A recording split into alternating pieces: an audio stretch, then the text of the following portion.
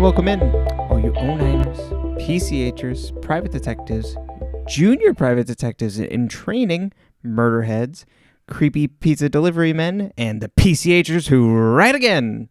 To Life on Mars, the Veronica Mars Rewatch podcast where we go through episode by episode. I'm Brenton. And I'm embarrassed. I'm Emily. We're here to talk about season 4, episode 7, Gods of War. I wish everyone at home could have seen how truly into that you got. It was beautiful. I love it. I had the arm up. Just imagine the lasso. Yeah, he was riding again. Yep. As they did. You know, they got the whole band back together. Yep, Hector and... Yep, not that they weren't disbanded, but Yes. Weevil's like, I just don't ride my hog anymore. It's not true. He was back on the bike. That was how we knew he'd gone bad again. Oh, right. Now, you know, I'm tired of this association between motorcycle riders and crime. Yes, and we're almost to the end of this association. Yes, very much so. Yeah, it's only motorcycle riders. There's no race involved. Definitely, yeah. That's what I was going to say. Yep. Well, actually, yeah. You know what? We haven't seen anyone else on a motorcycle, though. No, we haven't. Interesting. Wild. But yeah. Just a white guy on an ATV. Yeah. It's about the closest we've gotten. But he was out there stunt riding or whatever. Like training for his stunt driver career. I don't know. I know, it was an ATV commercial. God, this fucking, I don't know if it's just this season that I'm like really noticing it, but I feel like it's so much more lousy with ad placement. The product placement. Yeah, I used to always feel like when I watched Gilmore Girls, you could always see like what foods were like product placement, whether it was intentional or not. I mean, right. You know, like you never knew with that show. And so then it felt very smooth. Like I would never know which sodas sponsored or which ones didn't, or which pizzas, you know what I mean? Not pizza, but like, but like, the hostess, was that a sponsor or was that just a choice? We won't know. We never will know. Right, exactly. With the label just happens to be facing out. Whereas in this, it's Clyde walking into a scene and Big Dick is going, "Wow, this Peloton has so many miles." He didn't say it by its name. He No, said these bikes. Yeah, these bikes have like so many different rides. Which now that this year, I feel like these last couple of years have been the years of the Peloton. Totally. Let me tell you, not for me. No, but I see all kinds of people being like, had such a good ride with like Kenny today. And then it's the picture of the Peloton person. It's like, oh, okay. And I'm just not in the know at this at all. I have taken 2 cycling classes, 3. I don't know. But specifically, one was not Soul Cycle, but it was of the vein where they turn off the lights and they play EDM music at you. I was wildly hungover for that one. And it was awful. It was... I couldn't get my shoes unclipped from the bike. It was stressful. It was a very stressful experience. I got off. I survived. I did not throw up in the room. And for that, we're eternally grateful. And then the other time I did a Soul Cycle class and I was like running late because I was like with coworkers and it was stressful as hell to like get in and get on the bike. Right. And then I was like, this is not very fun because you can't talk. You just have to be like heads down. Yeah, and that's like not how I exist. Fun fact about me, I like to talk. Yes. Even in the loud workout classes like that we've done, like Barry's boot camp or whatever, you're like turning and talking to me. I'll yell something at you. Yes. Those ones are a little different because usually they're working me so hard that I couldn't talk. Does that make sense? Yeah, they're fucking absolutely brutal. Or like Rumble, like the only time I talk is when you're switching sides. Usually it's like when you're moving. Right. But like, yeah, I think biking classes are not for me because I have too much of my body not doing anything. And like, I know sometimes they have you do like bounces or like weights while you're pedaling, but like, it's not the kind of, I was a dancer. I need a lot of mind body connection focus to be distracted enough to not need to talk. Right. Because if not, I need to talk. I got so lonely. Right. I'm like on my bike and like smiling at everyone. I'm like, we got mirrors. Can we get you sign language? Like, right. Nope, everyone else was like focused on riding their bike. Rude. So outside of the boys riding bike in this, we've, it's the penultimate episode, with 2 ends. And we seemingly have all of the clues. Or do we? Right. It seems pretty obvious. Yeah, I don't remember what they do in the last one to like make it shaky. I do remember like bits and pieces, but not enough. Right. And then we'll end the episode about 10 minutes early. Or maybe about 2 minutes. It's really only the last like 2 minutes. Right, yeah. It's very at the end, but We will yeah. be allotting for when the show ends and when some people believe the show It ends. Uh-huh. I will be calling it first. Mhm. It's kind of like when you watch a sports match and you're like, oh, it's all over. There's no way they can catch up. There's 30 seconds. Uh-huh. And that's how we're going to end it. Right. Okay. Yeah. Perfect. The end. And then you can wrap it up. Exactly. I'm doing that solo, and then you come back in for the wrap up. Exactly. And the but- ending that didn't happen. Exactly. But as for this episode, I feel like this episode's pretty good. I think they do some smart stuff. But yeah, I can't help but feel underwhelmed by the mystery wrap up. I can't help but feel underwhelmed by how things go with the guy with Alonzo and Dodie versus like Weevil and them. Yeah. Mhm. Like you're just gonna let the motorcycle kids just ride you out of like you're dating his sister. Like there's some like you could play some mind games like and you're just like, you know what, you're right. But yeah, and then they're like still around at the end. Yeah, and like also that like then the PCHers didn't necessarily get rid of them. Right. Like tell them to go home. Right. It's just they're telling them, hey, you can't kill her. Yeah, you can't kill And they're like, Veronica. Okay, well, fine. We won't kill her. And now she's got this whole motorcycle gang watching her. Right. It's weird. And then are they all going to run surveillance on Veronica? Right. So then are Alonzo and we don't get any interiority to them on like why they would be okay now with Veronica and Keith. Well, they just were going to kill them so that then they could take in the other guy and then be like, oh, we did our whole thing, and they led them to it. Right. I think that was the... And then, but are like now, even though they shot at him, like, oh, that's the police aren't going to look for us, or we can just like get away and not worry about it. I don't know. Yeah, I don't know. It's a weird one. It's odd. Yeah. But you want to jump in? Sure. So we start with Veronica and Keith at the police station, and they tell the police their current theory, which is that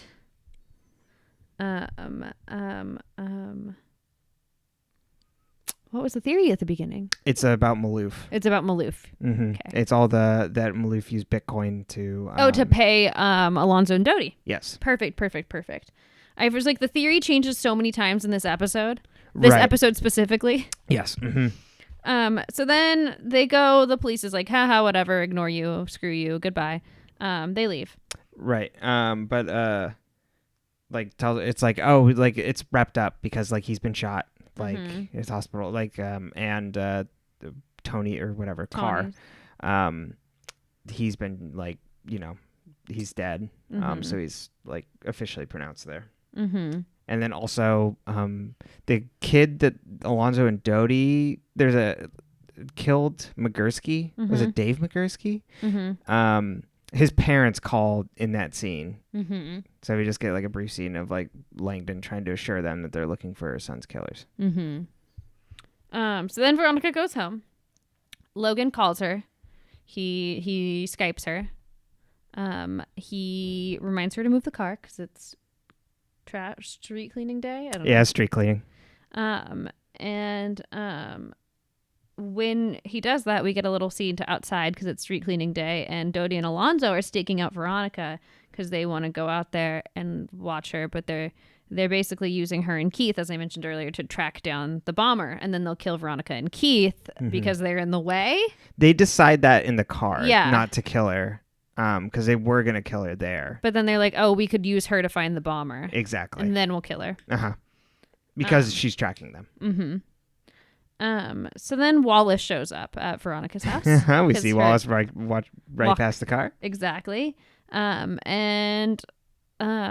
he and Veronica were going to go see a movie, and Veronica's like, hey, I have a slightly different plan. We're going to go to this little murder heads thing. Guess what? I brought you over here under false pretenses.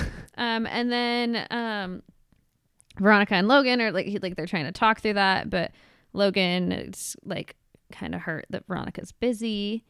And Veronica's like, I can't just sit around and wait for you to call, which is a very important note that I think it's really easy to judge her in this scene because you're like, Logan called, answer. And then it's like, oh, but like she doesn't know when he's going to call. Right. and she can't assume that, But it's the scene's played like she's intentionally passing him off. I don't necessarily see it that way. I was just like I think she's not prioritizing him. And I think that's what they're trying to make her look, like kind of paint her in a bad light, that like, oh, she's not prioritizing the man in her life. She must not care enough about him. Yeah, see, I read it as she's actively trying to avoid him over the phone, like handing off to Wallace, like doing other things and being like, well, I'm going, sorry. Like she never like stops and sits down and like just checks in real quick before she goes. See, I was just like, oh, she's running late and she has a thing to do, and she's she's not present. She's focusing on the thing that she's trying to get to, and he's annoyed that she's not present. Gotcha. Yeah. Yeah, it just seemed like she was like actively trying to be like, we're in a bad place. We're in a weird place. So I don't want to talk. Interesting. Yeah, I read it more as like, oh, he was annoyed she wasn't present. Like she wasn't paying attention to him. Mm-hmm. Yeah, which I also understandable because like this is the only time I have to talk or whatever. But also like, yeah, she can't, it's not her job to just be available. Totally. But I think like she just never takes the time to like address that or anything. It's just like, oh, sorry, I'm going to go. But is it her responsibility to do that? I guess just like at least the courtesy of just talking to your partner that way. Yeah, you know what I mean? I will, but I think it fits with how their relationship is, if that makes sense. Like she's like, oh, I'm doing these things. Like I'm always going. She's always going. Yeah, I think maybe that's hitting on like what you're talking about there, like the problems with their relationship, where like because Logan has hinted about that when he's like there, of like, oh, you're just always gone, or like, oh, you just disappeared all of a sudden, where it's like exacerbated and like he already left in a weird place, and maybe even harboring some sort of like grudge that she didn't pick up when she was in the strip club last week, that we might not know. So this maybe is just more illustrative of like where their relationship's at, of like the pain points of that non-communicative. Yeah. Well, and I think it's very pointed when she's like, she seems very emotional when she's like, well, I can't just sit around waiting for you to call. So it's like the idea that she is constantly doing things because she wants to be distracted from the fact that he's not there. And I think that I just feel like I don't know, it's interesting. It fits their relationship, but it also gives you a little bit of like the tone of like old Logan, who'd get like really frustrated at like how she functions, like early season 3 Logan, where he's like, you can't trust me, but like in this case it's like, you can't like prioritize me, and like, do you even want me because you said no to the ring, and that kind of stuff. He's got doubts. So I think it's hitting him in a place where he's really vulnerable. Yeah, and in probably some sort of high stress situation, which we don't know about. But it made me think about the conversation we had off microphone earlier today, where I was talking about how someone pointed this out. They phrased it really well on TikTok, that men are allowed to look at women as the side characters to their lives, and women are taught to prioritize men. And because the show was originally designed by a man, I often think the way Veronica is written is still partially from that gaze, like subconsciously, where it's like she's the main character, she's our title character, but then why is she? It seems like a lot of it, except for Wallace, it seems like a lot of the men in her life expect her to change or to adapt. I don't know. It's really interesting. And so then I was like, oh, when you look at the scene, that's a really good example of that, because it's like, he wants her to be, maybe not expects, he understands rationally that she cannot be waiting by the phone, but he wants her to be waiting by the phone. He just wants, because he wants to feel important, but he can't just say, I want to feel noticed and important and paid attention to. Instead, he says, like, he acts angry about it, or acts annoyed, or keeps it bottled. Yeah, I think at least in this scene, I think it's more of, I want things resolved because things are in such a weird place, and I left in such a weird place. So things are unresolved there. So it's like, I would like to have a normal conversation to resolve the tension I have. So that's why I get angry. But also, she can't be waiting by the phone the whole time. So Yeah. it just like doesn't work out, and that's where it gets angry. Mm-hmm. Yeah, I just found that I was like, oh, that highlights that really well. But regardless of our read on that scene, we then Logan's like, oh, I'll call you tomorrow or whatever. Basically in that mode or whatever. Well, yeah, he's like, I'll try to call you when I can. So Veronica and Wallace then go to a murder heads meeting. Mm-hmm. And when we're at the meeting, we learn that Dawn is briefing Nancy Pelosi on something. Yes. We get once I again, guess her executive aide. Yeah, we get once again illustrated that he is a douchebag. Mm-hmm. We get the whole idea that like nerds are really weird and awkward. Which I think is just so strange and toxic and so overdone on this show. Yeah, especially how the rest of this episode pans out. Yes, and it's like it's very much setting up that like, oh, if you have an interest or a hobby, you must be a bad person. Right, they can't even connect it to like real world stuff. Which I mean, they gesture at that with the kid in Bakersfield who's like just like on neo-Nazi forums in the previous episode. There's just like nothing here. It's just like he's just like a obnoxious like weirdo. Well, and I think what's interesting is I think everyone on the show, like if they, it seems like everyone who has an interest on the show, like who has a legitimate hobby or interest, for example, Weevil and his bike, for example, Clyde and his old cars, everyone has they have to have a bad side if they have an interest. It's like this weird thing where like Veronica has no hobbies. Veronica has no interest. Or if you think about our new friend Maddie, she has no hobbies. She has no interest. She's a young girl who sticks it to the man, and we love that. Go get it. Keith, he he likes nice whiskey, but like so does everyone. Like it's not like he doesn't have any hobbies. He doesn't have any interests. Cliff, right. No real hobbies or interests. But then if you look at any character that's given like a hobby or an interest is then a bad person. And it's like, what the fuck? That's really funny. It's so odd to me. It's like the main characters can't be people. No, And I'm sure like, the actors might have had backstories for their characters and what they pretended that Keith was interested in or whatever. Right. But like, you don't see Keith do anything. No, I guess the best we ever got was like who knew he could go duck hunting? Does he own we knew he owned a gun because he can like shoot at people, but we didn't know he owned a hunting rifle. Right. That almost seems like an abnormality. Like it's like, oh, I brought like Clyde brings him along and Clyde would have the guns. Yeah, exactly. I don't know how you do that. You rent guns. The closest we got was Wallace playing basketball. Yes, but basketball led him to bad things. When he played basketball, and then he went to that other school, then he hit the guy and he drove away. He hit the homeless guy, yeah. I mean, he didn't tell anybody, even though he didn't hit him. He didn't do anything. He was just in the car. Yep. See, if you have a hobby, you're bad. Mac, the whole reason we get introduced to Mac is that she set up the purity test. Don't get me wrong, love that. But that's not her. That's like almost not a hobby. That is her. She is hacker.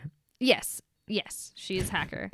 And much like but her hobby is scamming people. That is true. Morally gray area, let's say. Well, that's what I mean. Like, it's like, oh, if you have a hobby, you're probably right. And like Veronica's hobby is detective. Keith's hobby is detective. Cliff's hobby is lawyer. Wallace is basketball. It's just weird to me. And I think it paints that idea that like I mentioned, this is just going to be a point that might hit home forever now. It's like women are accessory characters. Even if the show's about her, she is still not a fully dimensional human. She could not grow. And like they made that a plot point about her. Yeah. That she can't grow. She's a woman, for God's sake. Her mom left her. Like, are you fucking kidding me? She dealt with death really young. She dealt with trauma. She helped her ex-boyfriend escape with his ex's baby. Like, this bitch has layers, and you're going to tell me she can't grow? She grew just in that episode when she helped Duncan escape. Like, that was a huge growth for someone at like 17, 18. Yeah, absolutely. Like, what the fuck? It's just so odd to me. Like, what a hill to die on. It's so gross. For that to always be the plot point. Always be the point. It's like, oh, Veronica can't And it's not like, oh, she doesn't trust people and she's suspicious. I like that. I think that's Right. okay. Like what she does with Nicole, I think that fits with her character. Right. But yeah, for us to now have a season and a movie directly about that. Yeah. It's a lot. And it's I feel like it's really an injustice to like such a cool and powerful character that you could really make. I mean, Veronica's not necessarily a role model, but like she is in the sense of like she doesn't take shit. And to not take shit, you have to evolve. Or else you'd fall for the same shit, you know? Like it doesn't, I don't know. It's frustrating. Yeah. But anyway, so we got the Murderheads meeting. We got Don. He's weird. We've got a notice that Pin and what's her name? Carol are getting close. Veronica notes that they're touching hands. Yep. Across the table, which is weird. And he grabs something and pets her hand. It's very creepy. The whole scene is creepy. For a half second, we think maybe they'll accuse Wallace of murder. It's fun. It's cute. Right. I like that joke. Yeah. And then they're doing like they kind of share with who they researched from the frat house. And yeah. So one of the boys. We didn't get ever a resolution on that in this episode, though. No, we did not. That's what I was gonna say, because we get the flag that Blake, Archie's cousin.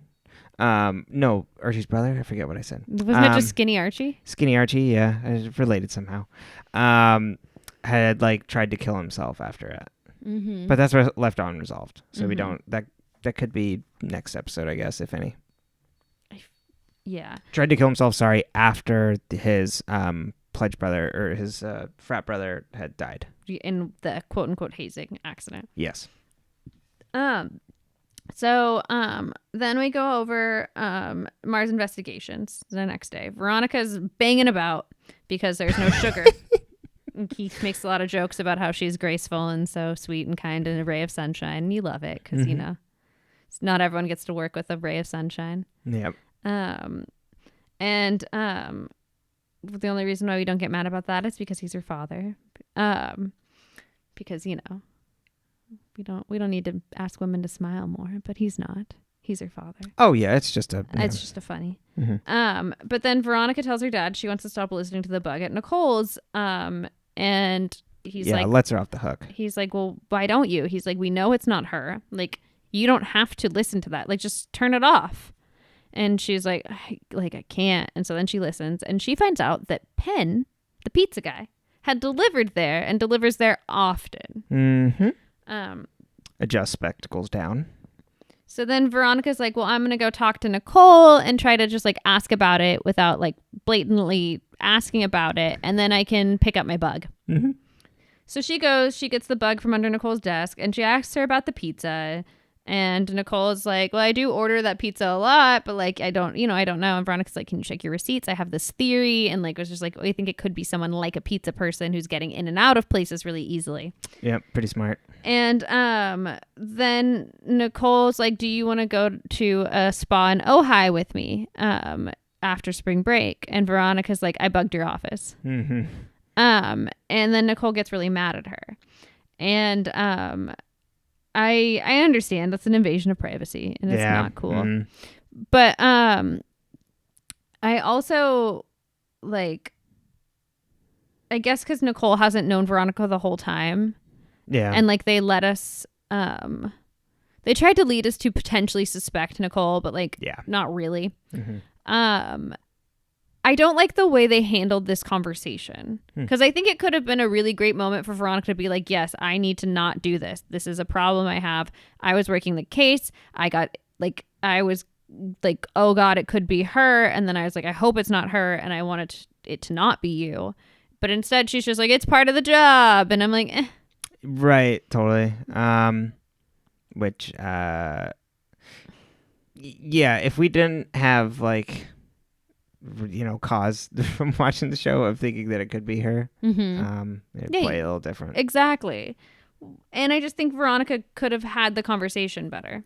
And so then Nicole kicks her out. Yeah, but I guess we haven't seen Veronica ever in this situation with someone close to her. Yeah, she's never bugged Wallace. Right. Or Mac. Yeah. She did it to Logan, but it was, or she didn't bug him necessarily. No, She'd but track his car. Exactly, and he had less of threats that she was. Mm-hmm. So that's a completely different story. Yes. But yeah, she hasn't been in this situation where she's had to like explain herself to someone like that. Mm-hmm. So she's kind of caught flat-footed because she actually like, damn, I actually wanted a new friend. Yep. So then as Veronica's leaving, she gets a phone call. It's Maddie's mom. She's like, where is she? She's not answering my phone calls. Veronica's like, I'll go get her. Veronica goes over to talk to Maddie. She checks on her. She's staying at the Sea Sprite where there's no power. And then Veronica's like, turn on your phone. And she's like, oh, well, I didn't, I was saving the battery by turning it off. And Veronica's like, yeah, but your mom's looking for you, yada, yada. Maddie's gonna call her mom back, but Veronica looks at the table and she sees the string art that Maddie had made that was in the lobby that had blown up, and Veronica's like, these nails, these are the same nails that are in the bomb that are in the string art that was blown up. Curious. And she's like, I have a theory about this. She's like, this is the same as the ones in the last 3 bombs, at least, because she's witnessed them. So she gets that piece from Leo. Mm-hmm. So she brings that to Leo, and like asks like, okay, so what were these nails used in the bombs? And he's like, only the last 3. Yeah, he's like, the Sea Spray and the one at Perry Walsh had no nails. Exactly. The nails there were from the string art. Mm-hmm. So Veronica and Leo talk. Also, after that, she gets that information from him, and then he's like, hey, I saw that the Big Lebowski's playing at the Orpheum. Yeah. Orpheus. Orpheum? Yeah. Some theater. I don't know the theater. And Veronica's like, I'm assuming it's in the San Diego area. Why would I go see it in theater when I have the Blu-ray and the ingredients for White Russians at home? And Leo goes, oh, is that an invitation? And she's like, no. It's not an invitation. Uh-huh. And she had already like started backing away from him. Like, started trying to like, he had even tried to make like a couple like hints at like doing a date before that. Uh-huh. And she's like, no, like, and Leo's like, why do you not trust yourself to be around me? And I'm like, ew, Leo, you're better than that. Yeah, we crossed a real line with Leo today. Friendship with Leo over. Yeah, and it's like, because I really like Leo up until this point. Right. I'm like, okay, well, even I guess that night too was a little off. Yes. Oh yeah. Shame on Leo for that. Yep.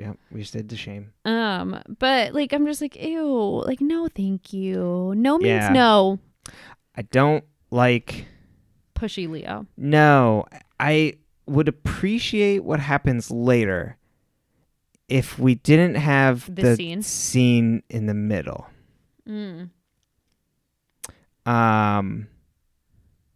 Yeah, just like, I guess like more of just like having like Leo being more of a like mea culpa, like I was really trying to like push myself onto you, and like you didn't want anything. It was like a completely negative thing, rather than like a Veronica like, well, did I want him to come over? Yeah, it's weird. So then we cut over to Clyde and Big Dick, and Big Dick's on his Peloton product placement. Yes, hashtag not Spawn over here, but hashtag Spawn on Hulu. Absolutely.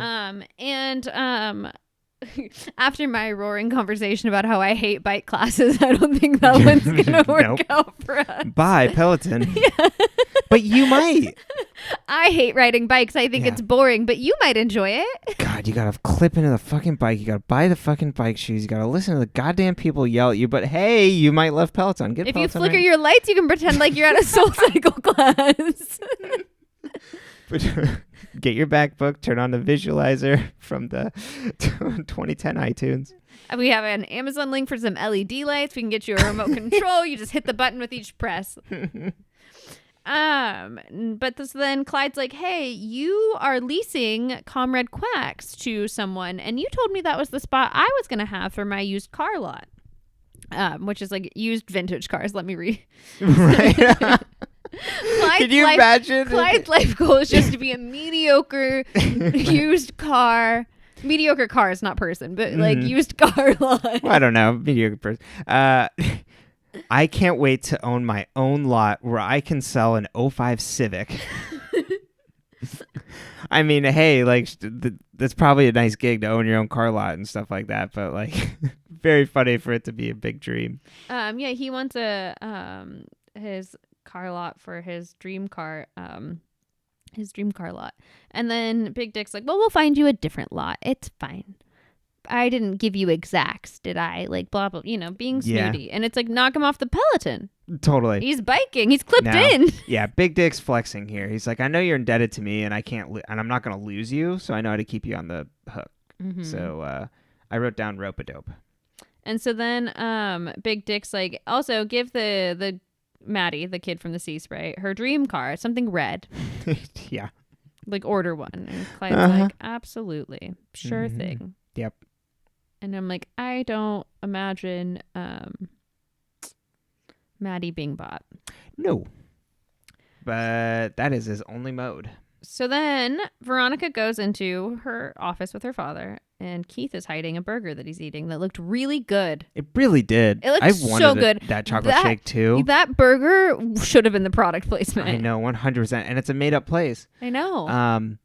Oh God. And I never the get chocolate shake. Yeah, I never get shakes. This is how long we've been without like delivery or fast food. You know, we have a blender. We could just make milkshakes. I know, but that's not the point. It's not? No.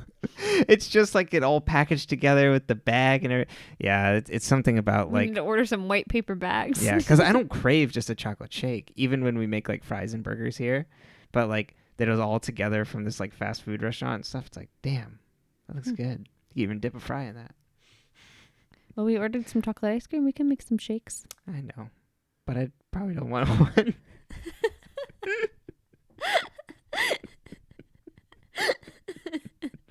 Ladies and The gentlemen, curse. my toddler. It's the curse.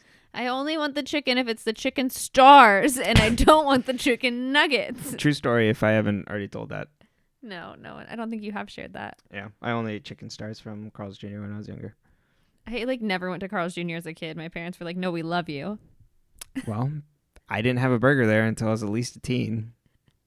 Because like we stopped going there. Yeah.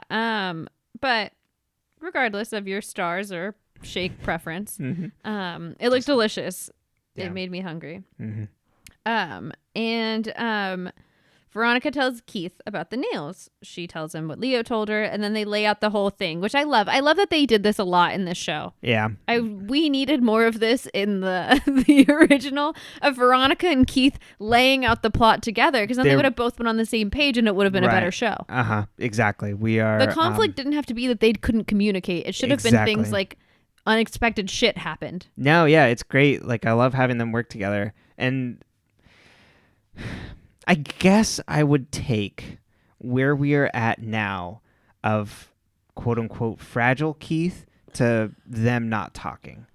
I would, yes. Because they're still working together, and it's like just misgivings about how much longer you can go, and it's just like Jesus Christ, he's like 50.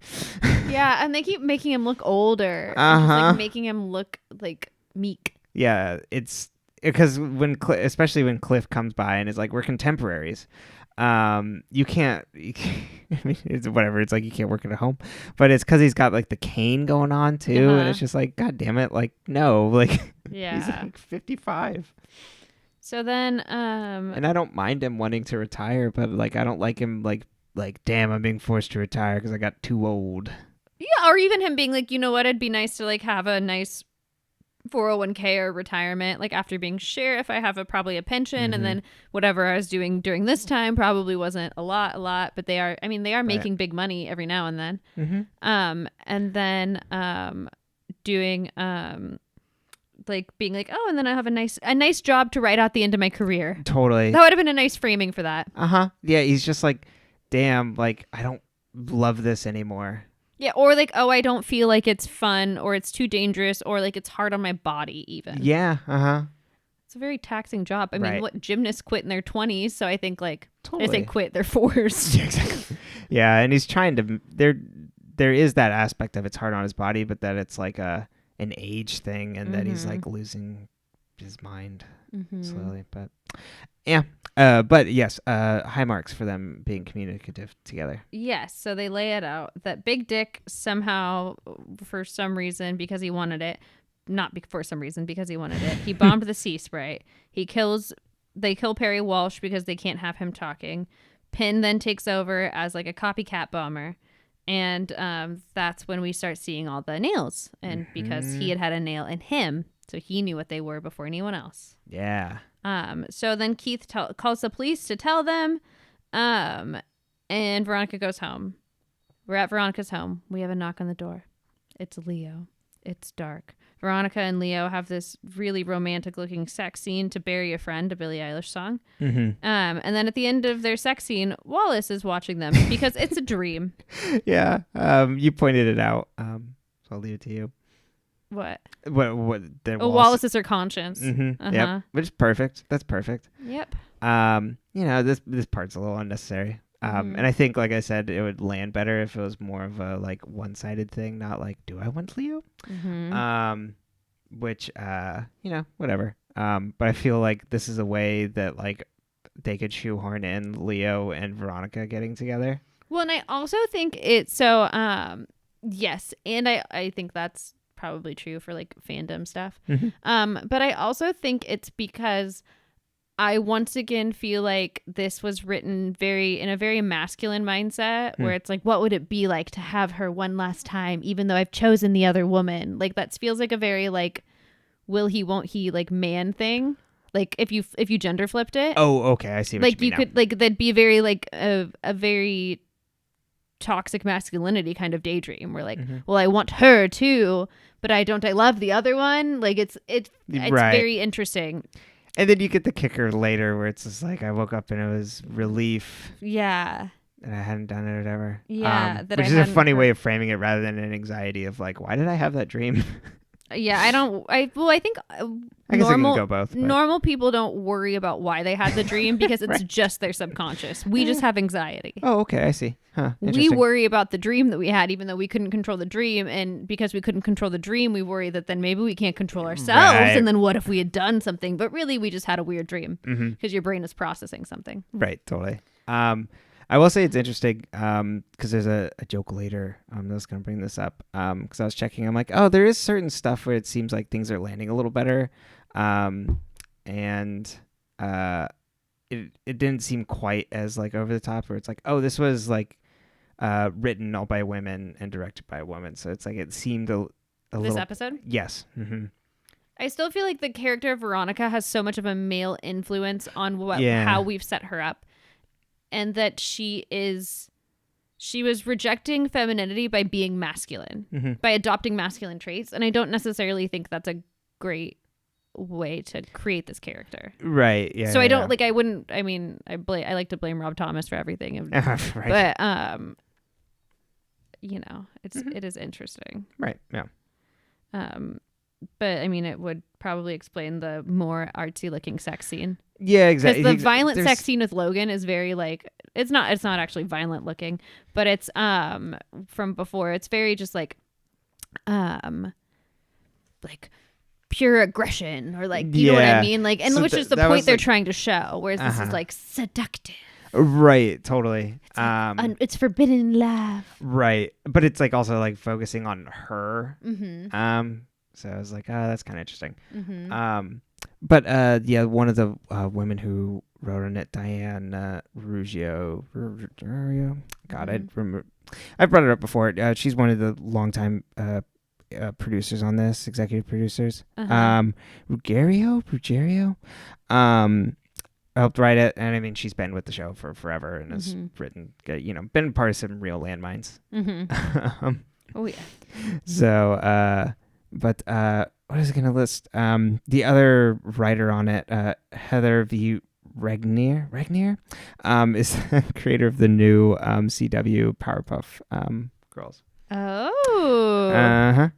So I was like, oh, that's funny. I also think it's really easy for me to sit here and say this now in 2021, but like, and I know this was only a couple years ago, but like in a post Me Too world, it is a lot easier to publicly criticize the way we present women in media where I would feel like prior to that, it was a lot harder if you weren't speaking to a more quote unquote like feminist audience.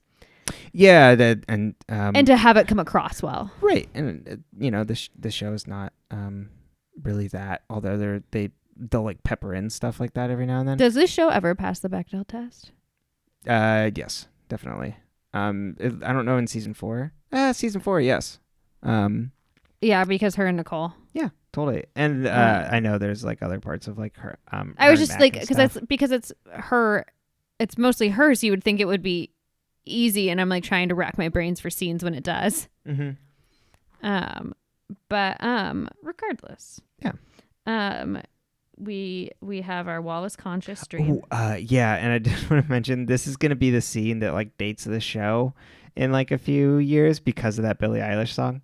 Because that song was new. Right, exactly. And I feel like people are going to be like, oh, right, that song in like a few years. It's like, oh my God, this screams the end of, or whatever it was. This screams 2018, 2019. Mm-hmm. So then Big Dick shows up at the Sea Sprite with a car, and he has a new offer, in quotes, to buy the Sea Sprite for Maddie. Maddie's like, I don't want your car, and I will not sell my hotel. Thank you. Goodbye. Yeah. Adios. Also, she's a child. Can she sign over the Sea Sprite? Wouldn't she have to have a guardian sign over the Sea Sprite? Yeah, that's interesting. I guess would it technically pass to her mom? Well, I doubt the mom would be able to sell it because she's so close to 18, like without her consent. Like, I don't know how that works. Yeah, interesting. Regardless. So then how does property inheriting property as a minor? Yeah, totally. And it's in California. I know that's we got some nice laws around that. Exactly. That's why we have a housing crisis. So I know that much. Then Maddie goes to Veronica and Keith. She's like, hey, I know you don't think it is, but Big Dick just tried to buy me a car. So, like, I think he's trying to buy me off. And, like, I think he's your guy. And they're like, yeah, Maddie, we think so, too. Mm-hmm. Then they get a phone call. Keith answers. Apparently, the bomber had sent a limerick to the police that a bomb will go off in 72 hours. Mm-hmm. There once was a man named Peru who dreamt he was eating a shoe. He woke with a fright like Veronica tonight to find that his dream was not true. Oh, there you go. Thank you. He didn't fuck Leo, woohoo. I don't know. We'll yeah, play with there you it. go. Workshop.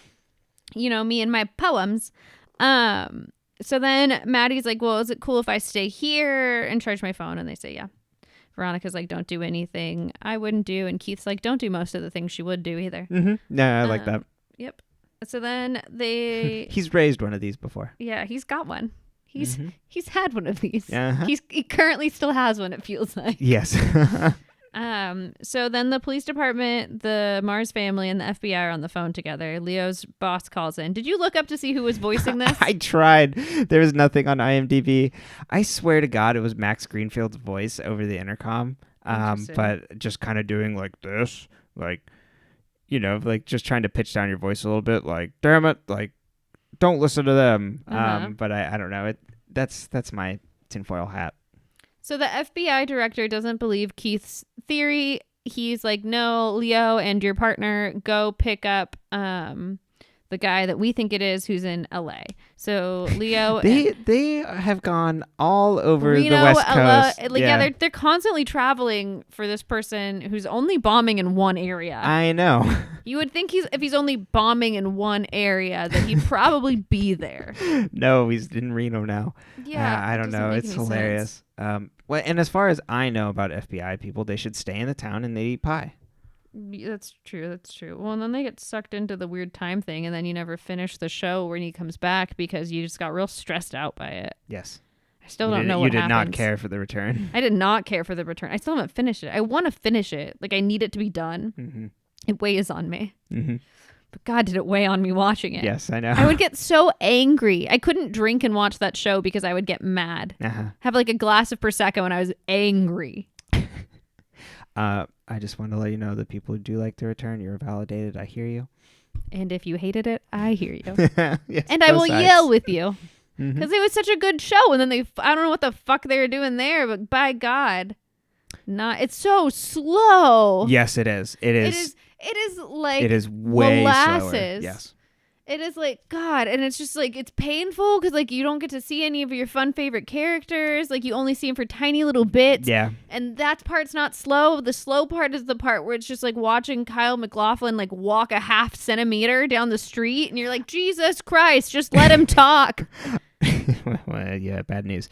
But there's a great part where he's in the casino and he's pulling all the it's slots, awful. and he goes, It's so "Hello." Things are only funny in 3s, 5s, and 7s. That was 42. It was too many. So many. Mhm. I still hear that hello in my head sometimes, know, and it I love annoys me. Oh, it's so It fantastic. makes me so uncomfortable. All right, but we'll get off the subject. Oh God, that show is just fucked. So then the police are like, you know what, Keith, Veronica, we think you're probably right. Like, see what you can find. Eventually the police decide they're gonna go break in on Pin's house. They get there, but they go into the upstairs that he's renting to the Spring Breakers, who were smoking weed and maybe doing acid and watching TV. Yeah, at least they're just like high. They're high watching TV. Yep, exactly. So they're watching like Space Ghost also. Uh-huh. So nice little nod to Rob Thomas's first credit. Got it. Didn't know that. Yeah. That's why they had the Space Ghost on the whatever else, like part of the clues in season 3. I mean, I don't know if that's why, but I'm assuming it's a nod. So then they're like, no, he has an apartment in the basement. So they go down there and he's not there. It looks like he has ran for it. So they issue an APB. Yes. I always want to say AVB. Why the V? All Points Bulletin. But why does my brain want to be like, no, it's fine. No, thank you, V. So there is, I think it came out, but there's this game that was going to be like, oh, it's Grand Theft Auto, but it's online and you can play as the cops or the bad guys. It was called APB, and it was going to be like, there was a certain amount of us like in a town that was like, damn, this game's going to be cool. And then, never went anywhere. So that's how I know APB. I love it. Thank you. Yeah. Because then part of it was like, oh, you do something in the game, you get an APB out for you, and then all the players that are cops are going to come after you. Ooh. Yeah. I don't like that. No. So then they find in his house instructions on how to make every style of bomb that was used in the cases. So then we cut over to Hector and Weevil. They're having boys gossip. Yes, they talk about Weight Watchers.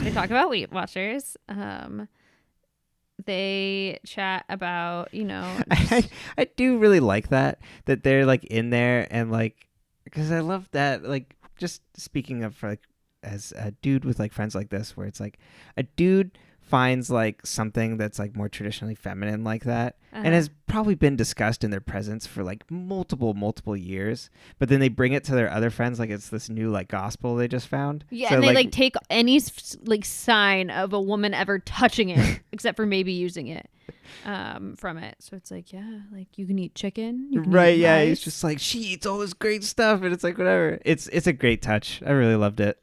They just boys gossip in the garage. Cliff calls Veronica and Keith. The pizza guy is missing.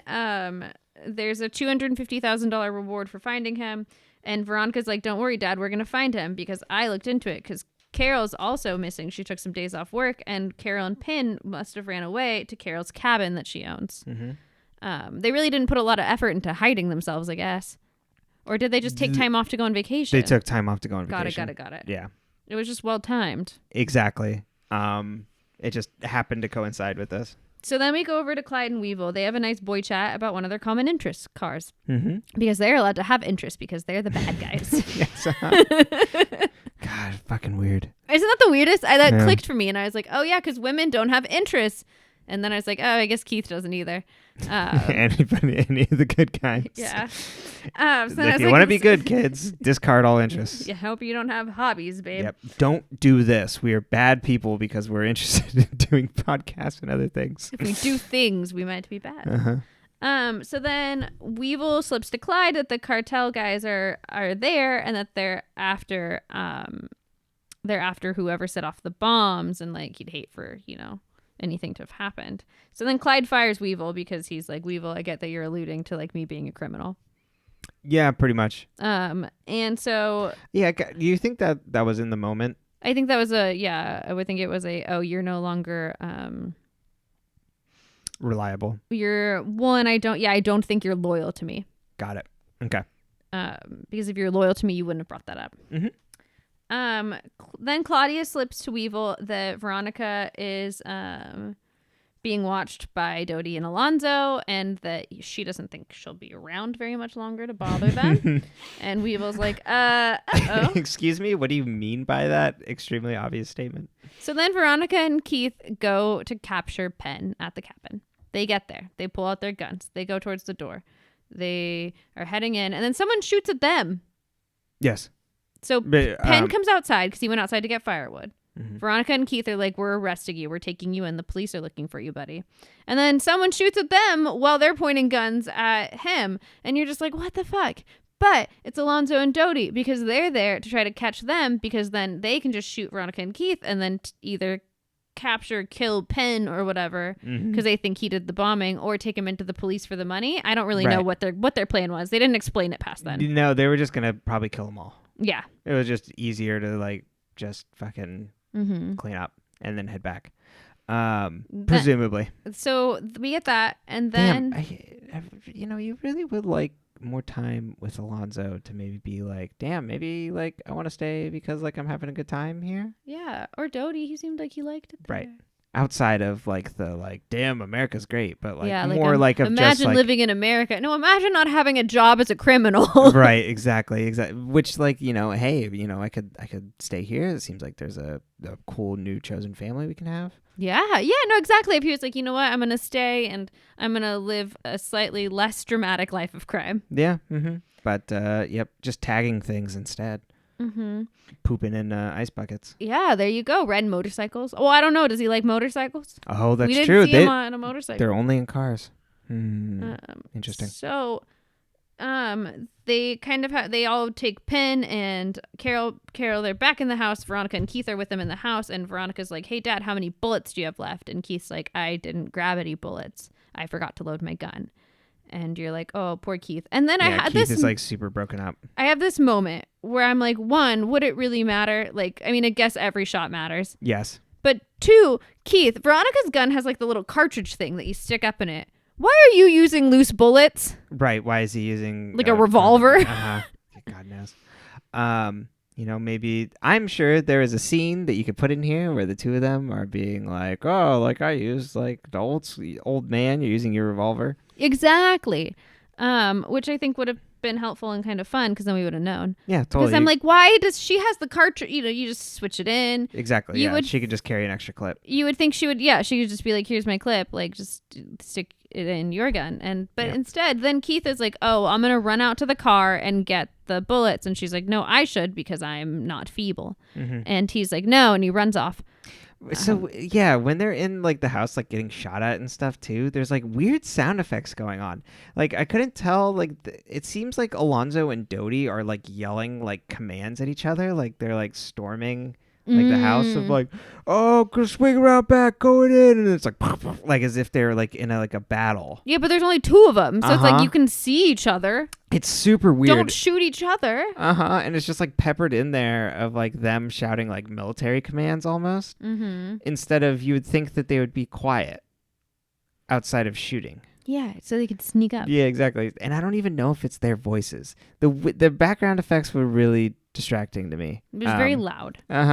Mostly just like I understand like you play up the gun like firing and make that scary, but for them to have like yelling over it was like so weird. Well, then Keith runs out to the car. He's trying to put the bullets in the gun. He's all shaky because stressed out and adrenaline. And Veronica's basically almost out of bullets. She grabs a knife and she's getting ready. If they come at her, she's gonna stab him. And then we hear, as they approach the car to attack Keith, we hear the sound of a motorcycle collective. A club, if you will. A bicycle group of sorts. Exactly. They looked to the hills, and it was the third day. Gandalf is here. Weevil rides off. Or the dawn, not the third day. I'm thinking of Jesus. Did you just mix up Gandalf and Jesus? I took the metaphor and put it on top of a different one. Well, it's not the first time you've done that. Yeah. And it won't be the last. Uh-huh. A classic Brenton was recently. I asked him a question if he wanted something, and he was going to say, "Do bears shit in the woods, or does the Pope want communion?" But instead, he said, "Does the Pope shit in the woods?" And to this day, we're uncertain. Uh-huh. I mean, if he's in the woods, he probably does. It's a great image to have in your mind of just like the a Pope white in his white outfits. pulling up his vestments to shit in the woods. It's a dress. Just call it a dress. Yeah. Dressments. So Weevil shows up. He says, "Boys, you can't get her." Yeah, that's literally what he yells. He's like, "Not her." Yep. Basically, you can't kill her. Yep. And Alonzo and Dodie are like, "Okay, goodbye." And Yep. All right, we'll get in the car. I'm like, Weevil, what good? Are you gonna follow them? Right. They're just gonna okay, like get back in the car and just like, okay, this is a strange scene. So then It's such a confusing. And Weevil looks at Veronica, and she looks at Weevil as a thank you, and then he puts his motorcycle helmet back over his face and he drives off. At least he always wears a helmet. Exactly. If they had a tip of the cap, that's what they'd be doing. They'd be tipping caps. It's nods to the beginning of season 2 with the bus crash. Yes, totally. And he's done this before. Mm-hmm. And yet we hate the Weevil. Makes me angry. Very much so. So then we take Penn to the police department. Leo gives Veronica all the info he has about Penn. That Penn was kicked out of Hearst. He was in this paintball group that was like elimination, and he shot one of his friends for his paintball thing during a final, and his friend went blind because he shot him in the eye. Yeah. And then when he was expelled from Hearst, they were like, "Do you regret it?" And he's like, "No, I won, right?" And so they're like, creepy. Right. Uh-huh. And I'm like, I feel like there were some creepier things, like the notes for how to make the bombs that he printed. Totally. It's one thing to look them up. Exactly. They're trying to give him like you said, nerd, this weird antisocial nerd. Where it would be more compelling if it was and he was also radicalized, and he could have and he was also the person who was going after Maloof because he's got he's the neo-Nazi or something like that, or alt-right, just some other reason, or even okay, he was in too deep on this hobby he has of his, because only bad people have hobbies. Right. And that because he's in so deep on it, he was could I plan the perfect bombing? Yeah. Which is wouldn't be great, but it would at least be a little bit more compelling than one time he got really overexcited about paintballing and got kicked out of school. Totally. And they think he hates, I guess the only theory we're left with in this episode, we'll see how the series ends, is that he did it for attention. I really hate that, because people are committing all sorts of mass crimes like this with actual gross motives, which is something that'd be better to pull in. Yeah, it would almost be, people aren't doing it for attention, they're doing it for attention for certain reasons. Yeah, I tend to think about how a lot of shootings are attacks against women, and how it's because men feel entitled to women as property, and when women quote unquote reject them, then they feel they're so entitled that they can commit a crime. For example, the one in Santa Barbara, the school shooting that we experienced. Yep. Or the shooting this year of going after the Asian American or spas. That is the dehumanization of not only of women and Asian women specifically, and seeing as less than and sex objects, and how that was tied in with a weird sexual history he had. Or the person who shot the women in the movie theater seeing Amy Schumer's movie. It's anything when it's motivated in that way. So for example, if they had Carol reject him or something, I think, or someone in the past, because it seems he's going after spring breakers, right? Going after young women, at least but it tends to be more men. It doesn't fit Yeah, but like he's I'm also saying, going like after men. there could have been a more. I mean, but what happened at our school was half and half. Right. And to tie the like horse collar bomb too, but Mm-hmm. to give him more like a reason that's actually grounded in like what's What's realistic and like what's Mhm. really happening, because this really happened. So like, why not model it after a specific person, because I feel like then it gives glory to them, Yeah, it's but not model that. it after an idea or the concept or the fact that like this is an issue we need to address. Right. That violence is often a white man's way of Yeah, exactly. saying he didn't get what he wanted. There are, yeah, exactly. He's radicalized for like Mhm. and extremely racist, targeting minority groups. And who believes that whole it's just anytime a white man perceives a threat, violence is always an option. Yep. So it's weak. It's a weak plot point. But then, so we have that. We get that information. Leo apologizes for being weird and pushy, and they hug. Mm-hmm. And then she walks away from him, and Leo looks at Veronica longingly. Mm-hmm. And I appreciated the scene. Yeah. It made me feel better about the other one. Mm-hmm. That there is like an actual plan in place. Mm-hmm. That he was like, hey, no, that wasn't appropriate. Yeah. Keith then tells Veronica while staring at a vending machine that he has to retire because he forgot his bullets and it made it unsafe for her. And he risked her life and he can't be doing that. And I'm like, yeah, but if not, she would have been alone there. There you go. So does that make it better or worse, Keith? Like, you know what I mean? Like, he's really beating himself up. He's in a hole. mm-hmm. And so blames himself, specifically hyper focusing. Yeah, so because like his worst fear came mm-hmm. true, that of it would him having something happen that would hurt Veronica. Yeah. So then Veronica goes home. Logan is there.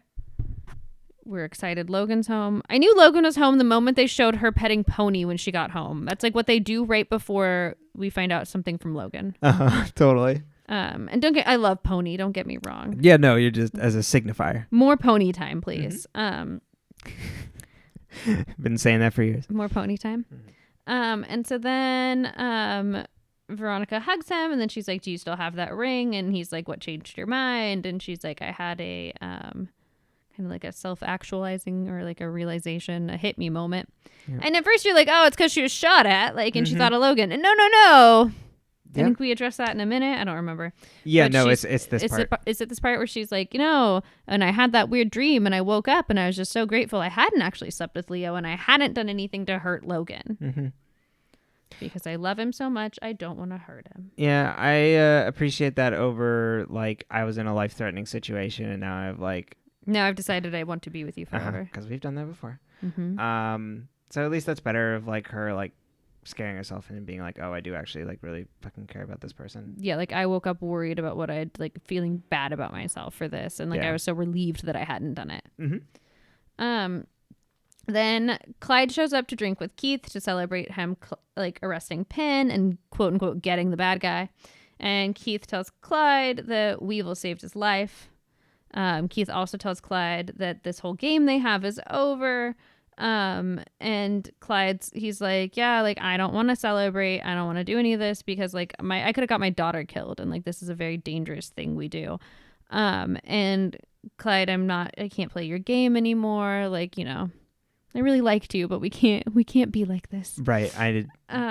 Like shit's going to go down. It's a friendship breakup episode. It is. But he's like, shit's going to go down and you're like, you're tied to it. Exactly. So, you're on the line.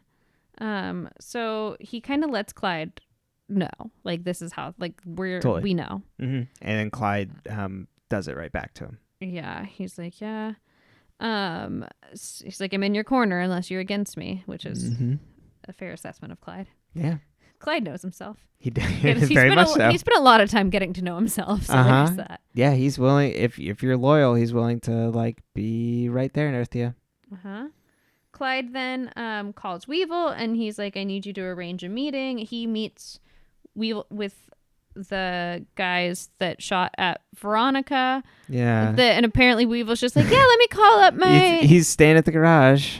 Yep. It's so awkward. It's really funny. He's that just like, they no, were, you like, can't kill her, but like you're welcome to keep staying with us. It would have been nice to at least have one scene of them like working out like what the hell happened. Or like, Weevil in the corner working on a car, the other two sitting there like, what do we do? Yeah, exactly. Or like how they reach this detente Mm-hmm. after chasing them off with motorcycles. Mm-hmm.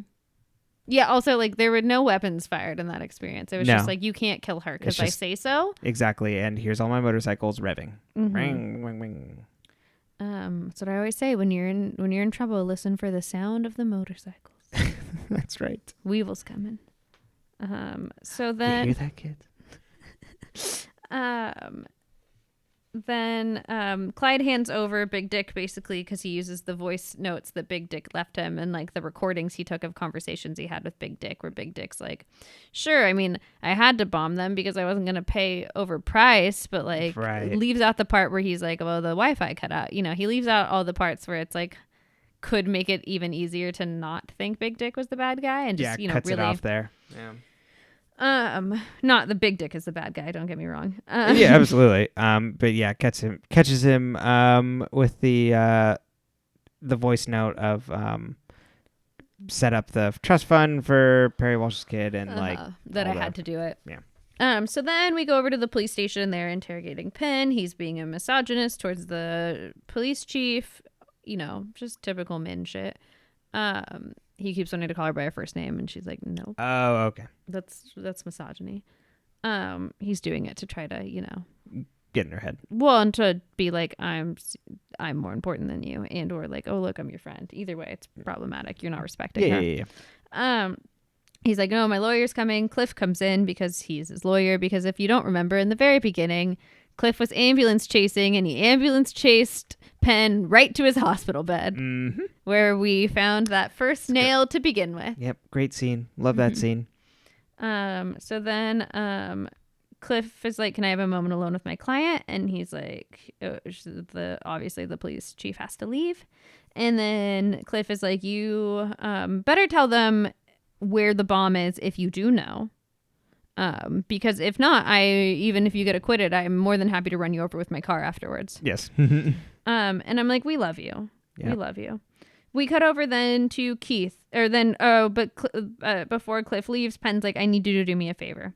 We cut over to Keith then. He's on the phone. He's like, yeah, I would like to consider that job. And Cliff comes in. He's like, what job? And Chief's like, the chief of police at Leisureville, the retirement home or whatever. Uh-huh. And Cliff is like, no, we're contemporaries. Like, I hate to see you retiring, Keith. And it's like, he's not retiring. He's just working at Leisureville. I want to go to Leisureville. Yeah, that sounds like a way lower stakes. Honestly, and he would be, like pretty chilling. If retirement facilities would take younger people, I would gladly move in. Just some old TV. We can put on our records and dance in the hall. Yeah, there you go. Wear our house coats and our slippies. Mm-hmm. I'm ready. So then Cliff is like, yeah, Penn wants to see you and Veronica. And Keith's like, well, Veronica's visiting the Maloofs. Cut over to the Maloofs hospital room. Veronica goes to see them. I put Mama Maloof. That's what I called her this time. Don't ask. She's like, you know what? I don't care that you think that Penn didn't do them all. We're going to write you the check anyway and just have this all be done. Mm-hmm. And Veronica's like, okay, but whatever. And so then Veronica has to circle back to be like, hey, you need to change the name on the check. It's Mars Investigations, not Mars Detectives. And while she does that, she hears the mother talk to his, to Mr. Maloof's or Senator Maloof's, basically like campaign manager. Yeah, something like that. Being like, we can play it off as a hate-based crime. And like, it's kind of weird. It's gross. It's about getting him reelected. Yeah, it's all about the spin.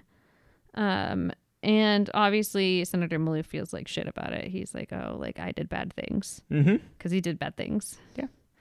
Then we go over to Big Dick. Big Dick sees he has a thing. He smokes. He's a bad person. He's got a hobby. Yeah, I guess so. And he likes kinky. What was his kinky porn? It wasn't kinky. It was, he likes to be, they used some weird way to describe it, but he likes to be, because they were doing it on Hulu, so they didn't want to like straight out say it. He likes to be dominated. When did they say that? I missed this. When wasn't it when they like he grovels for the women on the cam things? That's like the thing is that he likes to beg. Oh, for Maloof? Yeah. Yeah. That was the thing that the kid found on the footage on the Yeah. or on the I thought we were talking about Big Dick. Oh no. Sorry about Maloof. Oh yes, Maloof. Yeah. It's he likes to be dominated. Which like that's fine. I don't know why. Like that was the big deal that set this whole thing off. Like, buddy. Well, yeah, exactly. It's some toxic masculinity right there. He's got shame around it. And of course, like people on the internet trying to turn the screws at you are going to be like, how pathetic. Yeah. So but those are his hobbies. That's he's a person. He's got characters. I guess so. Big Dick then sees Maddie's car return to him, and he's like, I'm gonna move it back into the garage. This little bitch. He then moves it into the garage. Maddie had put herself in the trunk. She gets out of the trunk. Yeah, she breaks into smart. the house. She's in the house, but the house alarm goes off for Big Dick, tells him that she's in the house. So he goes back to his house. He turns around. He turns in front of a bunch of cars. It's annoying. Everyone's like, what are you doing? And then we cut over to Veronica and Keith at the police department. Penn wants to hire them to prove that he's innocent. Mm-hmm. And they're like, but we put you here. Right. And he's like, yeah, no. And then Finn. Well, yeah, but reminds them that there's a ticking bomb because that bomb, ticking clock, because the bomb that was hinted at in the limerick of the man eating a shoe, is set to go off in 24 hours. Yeah, and you're like, oh, I wonder why you know that, Penn. Right, exactly. I wonder why you're like, oh, well, you better like help me. You're really gonna need me for this. Yeah, so fairly obvious where that's going. But we'll see if they throw any curveballs at us in our last episode. Yep. And then we'll shut it off about 2 minutes early. A minute early? I don't remember how long it takes. Well, we'll see. I know exactly what moment I want to turn it off. Okay. There's a scene where someone exits a room, and then that's where it ends. That's all we need to say. Yeah. Yep, that's where it ends. So that's where that ends for this episode. Would you like to plug? Yep. Do you want me to plug first? Do you want to plug first? I usually go first because you say the exit line. True, but I do it sometimes on the other one too. I throw us all off. I like to talk. It's all good. So when I'm not here doing this with Brenton, I am a life and career coach. I help people get their shit together. We figure out a plan to figure out what you want to do, how you want to do it, how to get that job, how to practice for interviews or important conversations with your boss, or just in general, like keeping your shit together in life, figuring out what you want to do, helping you through that icky, sticky stuff in life. I am happy to help you. I do free discovery calls for anyone who's a potential new client. You can schedule a free discovery call at butreallythough.com. Though is spelled THO. And you can also buy sessions there if you want to just jump right into a full coaching session. I also sometimes do this podcast with Brenton. It's called But Really Though. And it's a podcast where we research shit and then we tell it to each other. Sometimes it's history. Sometimes it's tall tales. Sometimes it's conspiracy theories. And sometimes it's science. But when it's science, boy, is it messy, because let me tell you, science is hard. It is. They didn't focus on STEM enough for women when I was a child. And I was always bad at it. You can find that podcast wherever you find this podcast. It is But Really Though. You can also find it on Twitter at But Really Though Pod. You can find this podcast on Twitter and Facebook. You can at Mars Rewatch. You can also send us. You can find it. We're just not going to tell you how. It's a mystery. Get your last emails in for marsrewatch@gmail.com if you wanted to send one. You can also find me on Twitter at PyleBrenton. That's PyleBrenton. And you can also watch our Let's Plays over on my YouTube channel, Burger Discourse. We're playing through Outer Wilds. And yeah, last episode next week. So we'll, do some wrap-up stuff with that and be taking a break for a while. Yeah. Or possibly starting a new channel. I don't know, but we'll discuss that next time. Yeah, we'll let you all know what we know when we know. Exactly. All right. Well, stay toasted, marshmallows.